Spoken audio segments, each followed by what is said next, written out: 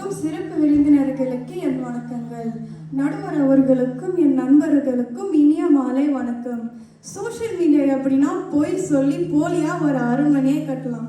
ஆனால் உங்களால் அதுக்குள்ள செல்லவோ வாழவோ முடியாது.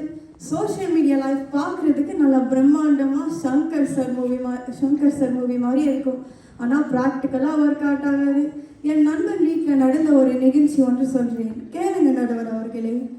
எல்லாரும் ஒன்றா உட்காந்து சாப்பிடலான்னு பிளான் போட்டா அக்கா ஒரு பக்கம் இன்ஸ்டாகிராமில் ரீல்ஸ் பார்க்குறாங்க, தம்பி ஒரு பக்கம் டிக்டாக்ல இருக்கிறாங்க, அப்பா ஒரு பக்கம் எக்ஸ் பக்கத்தில் நியூஸ் பார்க்குறாங்க, அம்மா ஒரு பக்கம் வாட்ஸ்அப்பில் இருக்காங்க. எல்லாரும் கேஜெட்டோடய இருந்தா எங்கே இந்த குவாலிட்டி டைம் வரும் நடுவர் அவர்களே? நீங்களே சொல்லுங்கள். சோஷியல் மீடியாவில் வர மெசேஜ் நியூஸ் எல்லாத்தையுமே நம்புகிறாங்க. அதோட உண்மை தன்மை பற்றி கவலையே இல்லை. இதில் சில சமயம் பெரிய மோதல்களையே ஏற்படுத்தி உயிர் பலி கூட நடக்குது. மக்களின் பொன்னான கைகள் புண்ணாகும் வரை நேரத்தை நாம் சோஷியல் மீடியாவில் செலவு செய்கிறோம். இப்போ ஒன்றும் கெட்டு போகலை, விழித்து கொள்ளுங்கள் மக்களே.